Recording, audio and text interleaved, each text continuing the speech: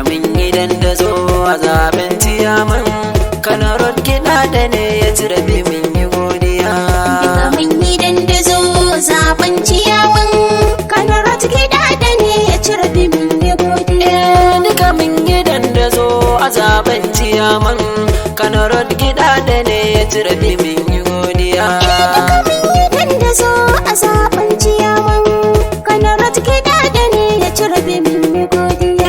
Da sunan tabara Allah sarki mamallaki, rabi kara bani dama zan yabi haziki.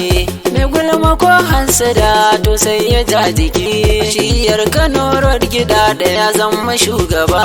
Duka min gidan da zo zaben ciyaman Kano Road kiɗa da ne ya ci rabi min yi godiya. Tsira da dawa manzo al'aminin shugaba, wanda dukan halittu ba ai kamar sa ba. Alihi sahabbai ba za na bar su ba, dan da su muke koyi ko ba haka ba. Duka min gidan da zo zaben ciyaman Kano Road kiɗa da ne ya ci rabi min yi godiya.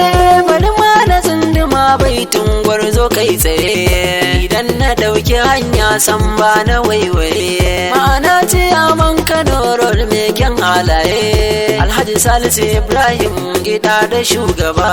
Duka min gidan da zo zaben ciyaman Kano Road kiɗa da ne ya ci rabi min yi godiya. Da mai kama ke kota zancen haka ne, ga mai kamar zuwa muka yi kame san mu ne. Salisu Ibrahim gida da shi namu ne, a yanzu ya zamo ciyaman ba zai guje mu ba. Duka min gidan da zo zaben ciyaman Kano Road kiɗa da ne ya ci rabi min yi godiya. Alhaji gida da dama mun san shi tuntuni, ba yau ba jiya mun san ya zama gwani. Duk lamuransa Allah ke man salamu ne, ko za a sake zaben ba za ya faɗi ba. Duka min gidan da zo zaben ciyaman Kano Road kiɗa da ne ya ci rabi min yi godiya. Yanzu gashi ya zamo man gida da jarumi, yi godiya ga Allah da ya baiwa mansani. Shi ya nesa nan dutse kowa ya gani, Alhaji gida da jaman Kano Road ka zama uba.